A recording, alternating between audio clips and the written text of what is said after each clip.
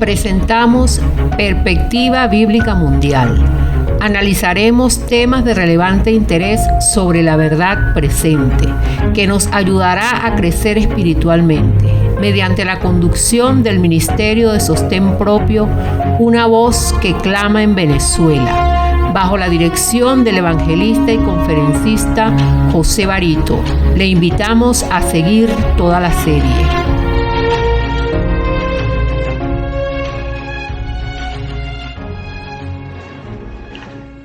Distinguidos oyentes, les saludo una vez más con mucho afecto, con mucho cariño y determinación a todos desde aquí, desde Venezuela, a través de los estudios de Radio Perspectiva Bíblica Mundial, con el firme compromiso de dar continuidad con nuestro quinto tema de la serie ¿Quién es el Anticristo?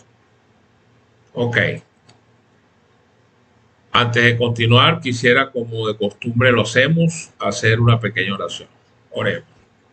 Padre eterno, elevo esta oración a su trono para bendecir, glorificar y santificar su santo nombre. Espero, Señor, que pueda abrirle el entendimiento al que esté dispuesto a escuchar este tema y aprender de lo que está contenido en su palabra escrita y que puede ser firmemente confirmado ante la luz de la historia, de las evidencias y de las mismas escrituras sagradas. En tal sentido, le pido al Altísimo Padre que toda persona que escuche este tema pueda hacer los correctivos necesarios y tomar la medida correspondiente que tenga que tomar para alejarse definitivamente de todo lo que tenga que ver con este personaje. Todo se lo pido al Altísimo Padre por los méritos eternos de nuestro Señor Jesucristo. Amén. Muy bien. Bueno, como habíamos quedado en el tema anterior, que estábamos avanzando para ver las señales y milagros de Cristo y también los del Anticristo, pues esta habría de ser una notable característica del Anticristo, porque dice que cuyo advenimiento, dice el apóstol en segunda a los Tesalonicenses, capítulo 2, versículo 9, es con señales y milagros mentirosos. Esas palabras fueron acomodadas para dirigir los ojos de los primeros cristianos hacia atrás, hacia la profecía de Daniel, en la cual esto había sido predicho del Anticristo, quien hizo cuanto quiso y prosperó, como lo dice Daniel capítulo 8, versículo 12. Así que la frase es sugestiva, que se impone por antes o por artes engañosos sobre los sentidos y el entendimiento de los hombres, y así gana ascendientes sobre ellos. De igual significado es la frase que ocurre luego de este mismo capítulo 8 en el versículo 25, cuando dice, y con su sagacidad hará prosperar el engaño en su mano. Todavía más claro sobre este punto son las profecías de Juan, aún no dadas, es verdad, pero que habrían de cerrar el volumen de la inspiración y serían la guía de los cristianos en la siguiente era, desde el segundo siglo, en su perspectiva del Anticristo. La pretensión de obrar milagros está aquí asentada como una de sus marcas más notables. Dice Apocalipsis 13, 13, 14, y hace grandes señales, de tal manera que aún hace descender fuego del cielo a la tierra delante de los hombres y engaña a los moradores de la tierra por los señales que les ha sido a hacer. Y esto está en pleno acuerdo con lo que dijo el apóstol Pablo, quien ya advertía a la iglesia primitiva que el Anticristo haría su aparición como un obrador de milagros. Ahora, si reflexionamos sobre cuán imperativo era para el Anticristo que pretendiese el poder de hacer milagros, si él hubiera venido como un abierto enemigo, no habría tenido necesidad de pretender tal poder. Pero viniendo como el sustituto y vicario de Cristo, él debería necesariamente en este, como en otros puntos, imitar a aquel de quien profesa ser el vicario y sustituto. ¿No creen ustedes? El advenimiento de Cristo estuvo señalado por poderosas señales y maravillas. La gloria del milagro ilustró cada paso de su progreso a través de los pueblos y villas de Galilea y Judea. Los antiguos profetas habían realizado milagros, pero en ninguno de ellos fue vista la misma abundancia de poder milagroso como en Cristo. Como la luz de las estrellas, así fue el poder en los profetas, pero como la luz del sol, así fue el poder en Cristo. Cuando Él pasaba a través de las multitudes de hombres afligidos, la virtud fluía de Él, y el tocar el borde de sus vestidos u oír los acentos de su voz bastaban para ser sanados. Visión le fue dada a los ciegos, oído a los sordos, fortaleza fue infundida a los marchitos miembros, la razón fue devuelta en el cerebro de los maníacos, y el pulso en el cual la fiebre latía y quemaba llegó a ser calma y frío en su palabra o a su toque. Aunque la tumba reconoció su poder y abrió sus puertas en obediencia a sus emplazamientos y devolvió a sus habitantes al mundo de los vivientes, tales fueron las señales y milagros que anunciaron el advenimiento y atestiguaron el mesianismo de Jesús de Nazaret. Mientras que el papado como el vicecristo tenían que en igual manera buscar anunciar su advenimiento y certificar su misión por la realización de señales y milagros, escaso es el milagro registrado del Hijo de Dios que la Iglesia de Roma no profesa haber efectuado. ¿Por qué? Porque ella pretende haber abierto ojos ciegos, haber destapado oídos sordos, haber curado fiebres, convulsiones febriles, parálisis y locura, haber arrojado afuera demonios, haber alejado peste, detenido las devastaciones de la plaga y haber hecho cosas que serían demasiado tediosas para mencionar. Habría extendido todavía más allá la esfera de sus milagrosas operaciones. Ella ha entrado al reino del sepulcro y ha mostrado que allí también esgrime el poder por pretender dar vida a los muertos. Díganme ustedes esto. Ciertos de sus santos han poseído el don de milagro en un grado eminente y sus vidas son un largo registro de prodigios y maravillas. Ellos han secado ríos, han caminado sobre las ondas del océano y han aquietado tempestades.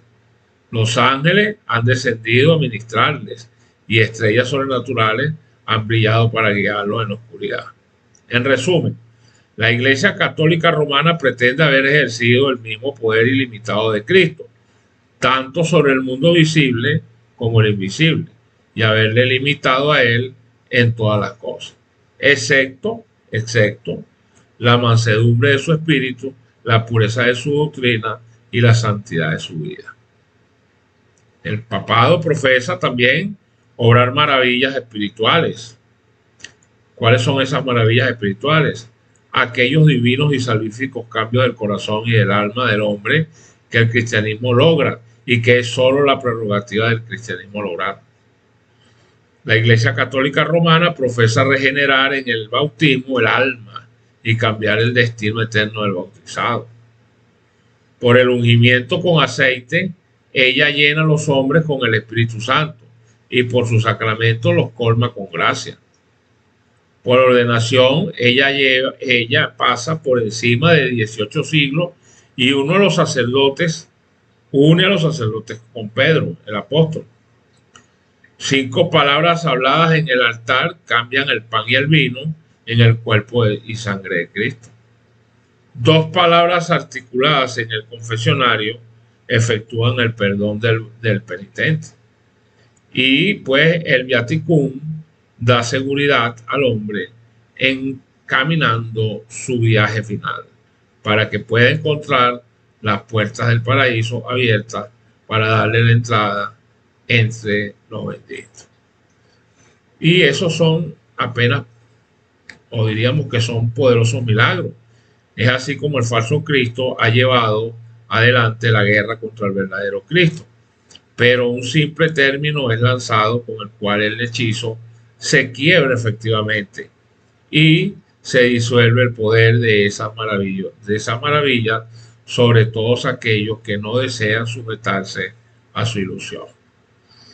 El misterio de iniquidad habría de venir con milagros mentirosos, una sumamente esencial diferencia que llega a ser el todo para advertir a quienes tienen una mente para que no sean engañados para su eterna perdición. Los milagros de Cristo fueron hechos a la luz del día, en la presencia de miles que pudieron examinarlos y someterlos a pruebas infalibles, y que, habiéndolo hecho así, fueron forzados a concluir que el milagro era verdadero o sus sentidos eran falsos. Ninguno en toda la nación de los judíos se aventuró a negar la verdad de ningún milagro de Jesús. Lo más lejos que el resentimiento y la calumnia estimaron prudente ir fue insinuar que el milagro había sido hecho por el poder satánico. La réplica a la acusación dada en el lugar y el tiempo fue tan concluyente como elevada y no ha perdido nada de su fuerza. Aún ahora preguntamos, ¿acaso puede Satanás echar fuera a Satanás? Bueno, pero hagamos notar cuánto se diferencia esto de las otras clases de milagros y cuán carentes son ellas de esa indudable evidencia que atestiguaba la misión del Hijo de Dios. No hay uno de ellos, de los milagros engañosos de Roma, que pueda mantener sus pretensiones como un hecho verdadero delante de un tribunal de jueces imparciales e instruidos. Algunos de esos milagros fueron evidentemente embuste para aquellos en cuya presencia fueron hechos. Últimamente muchos impresionantes descubrimientos han sido hechos de la mecánica con la cual esos milagros se hicieron. Muchos de esas maravillas no fueron publicadas al mundo, sino hasta algunos cientos de años después del tiempo en que fue dicho que habían sido realizados. Sus obradores parecerían haber estado sin aspiraciones de fama en vida, viendo que ellos ocultaron su luz bajo un canasto. Y algunos de esos milagros son tan pueriles que es un insulto a nuestro entendimiento que se nos pida creer que Dios alguna vez interpuso su poder para obrar tales hechos.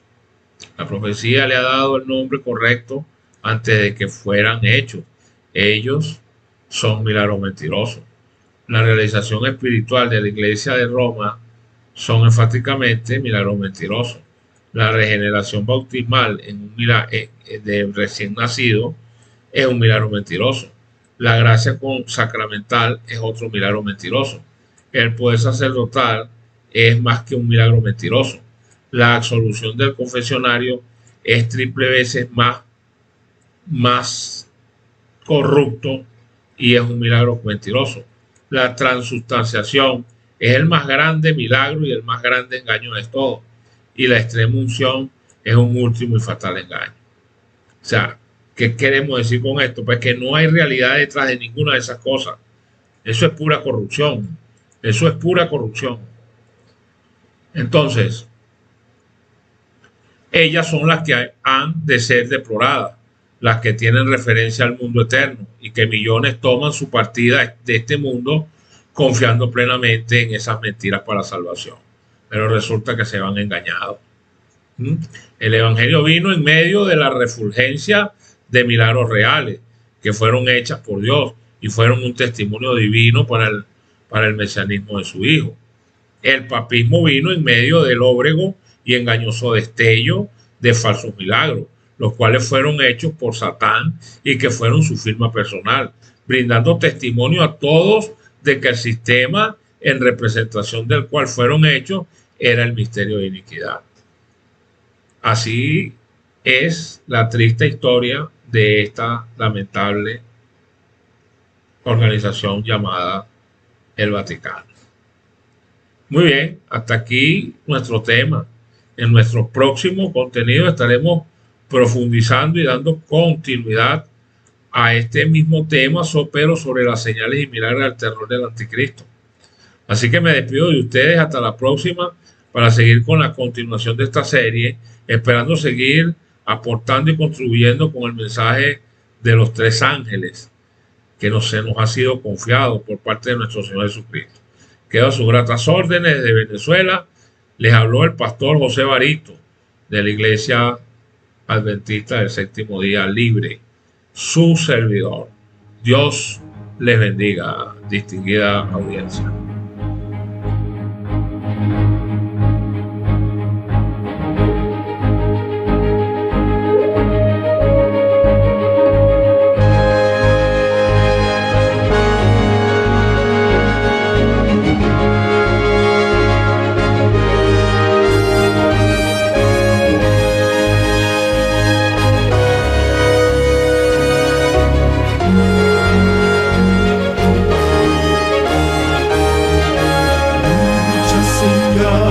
Mostrándonos está